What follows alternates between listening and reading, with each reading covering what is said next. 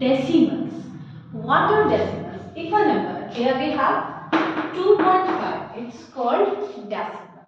And the meaning of this number is 25/10. तो कहने का मतलब क्या है, डेसिमल क्या है कि fractions in which denominators are powers of 10 are known as decimal fractions or decimals. कैसे? मान लीजिए यहाँ पे मेरे पास 2.56 होता, तो हमारे पास ये नंबर को हम कैसे रिप्रेजेंट एज 256/100.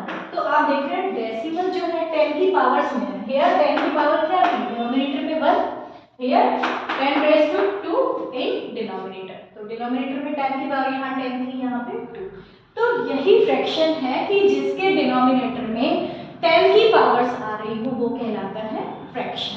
अब हमने रिमूव कैसे किया, 10 कैसे लिखा, देखो बेटा सिंपल सी चीज है कि जैसे आप पॉइंट हटाएंगे, पॉइंट के बाद अगर आपके पास 1 डिजिट है तो आप 10 लिखेंगे, 2 डिजिट्स है तो 100, इफ 3 होगी तो आपके पास आप क्या लिखते हैं, जैसे ही आपको डेसिमल रिमूव कर रहे हैं यहाँ से, तो यहाँ से डिजिट काउंट करिए 1 2 3, तो आपके पास ये हो जाता 1000.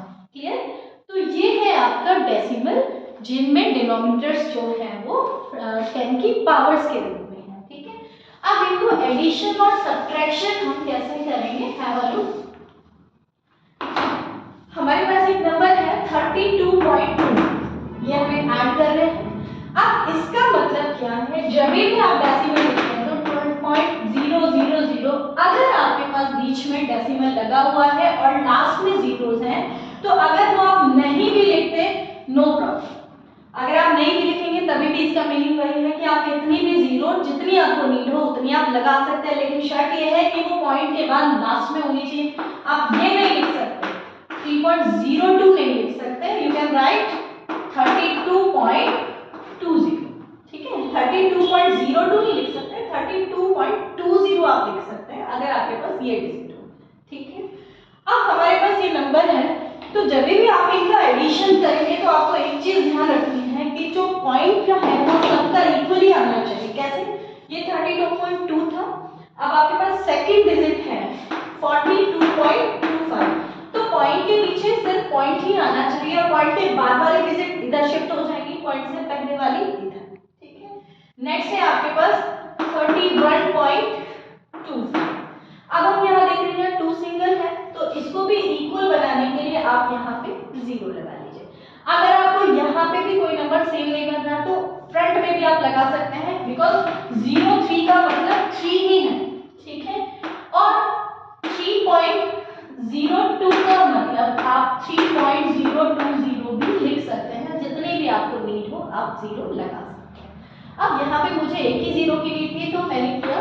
अब सिंपल सा एडिशन है आपका, तो 5 5 10 हो गया, आपके पास पावर 1, ये कैरी हो गया, 2 और 1 3, 2 5 and 2 7. अगर मान लीजिए यहाँ पे कोई और कैरी होता तो यहाँ फॉरवर्ड हो जाता, सिंपल जो आपका एडिशन है वही प्रोसीजर हो जाता है. लेकिन आपको रिमेंबर रखना है कि जो आपका एडिशन है उसमें पॉइंट्स वाली डिजिट बिल्कुल भी मिसप्लेस नहीं होनी चाहिए. ठीक है. तो ये सेम आना चाहिए. ये आपका एडिशन हो गया, उसको आप कर लीजिएगा. ठीक है. नाउ अब सब्ट्रैक्शन जब भी आपको करना है तो आपको ध्यान रखना है, अब आपको ये गैस करना पड़ेगा कि इसमें से करें या इसमें से करें. तो जो फ्रॉम के बाद वाली डिजिट है मतलब उसमें से सब्ट्रैक्ट करना है. व्हाट ही सेड 21.9, इसको रीड कैसे करना है वो भी ध्यान रखना है. ये है 21.9 और दिस इज 35.67. 67 ही रीड करना है उसको. 67 पॉइंट के बाद जितने भी डिजिट्स हैं सबको एक एक करके रीड करना है. अब आपको सब्ट्रैक्ट करना है 35.67 माइनस 21.9. अब यहाँ कुछ नहीं है, आप क्या कीजिए 0 लगा लीजिए, सिंपल हो गया. अब 7. ठीक है. 6 में से नहीं जाना, आप यहाँ से बोरो कर लीजिए, ये 16 हो गया और ये आपके पास 5 हो गया, सॉरी 4 हो गया. तो 16 माइनस 9 7. अच्छा, 4 minus 1 1, 3 minus 2, you will get 11.77. अब कुछ चीजें हैं कि जैसे आपको इसका डेसिमल ब्रेक करना है, इसका मतलब क्या है, अगर आप इसको एक्सपेंडेड फॉर्म में लिखते हैं तो इसका मतलब क्या होगा बेटा 2 into 10. ठीक है. प्लस 1 प्लस अब पॉइंट के बाद वाली जो डिजिट है, जैसे आप इसको लिख रहे हैं 21.9 को एक्सपेंडेड फॉर्म में आप लिखना चाह रहे हैं, तो जो ये 9 है इसके अपॉन 10 हो जाएगा, ये ध्यान रखना।